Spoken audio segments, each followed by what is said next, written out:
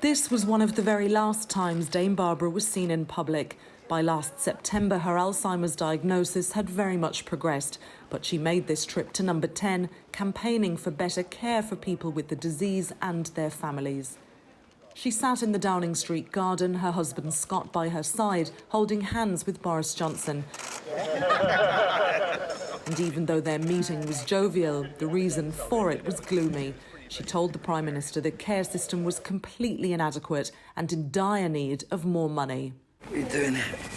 What do you think I'm doing? Wait for a number 13 bus. Dame Barbara was diagnosed with Alzheimer's in 2014, but didn't make the news public until 4 years later.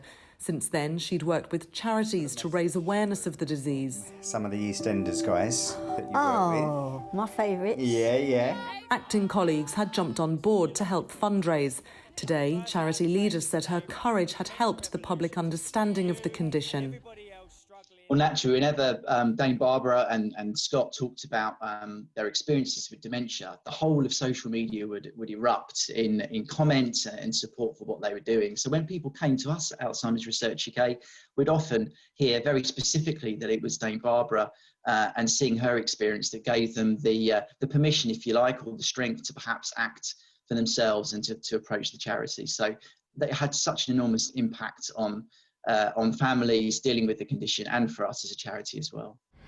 How much I've loved it. I've loved it all so much. Her career spanned decades, but it was her most recent role as feisty pub landlady Peggy Mitchell in EastEnders that she was perhaps best known for. In her final episode in the soap in 2016, Peggy takes her own life after discovering her cancer is terminal. I will go as I have lived, straight back, head high, like a queen. Knowing now that as these scenes were filmed, Dame Barbara was battling a very difficult diagnosis of her own in real life makes watching them all the more moving. Thank you. Jessica Savage, 5 News.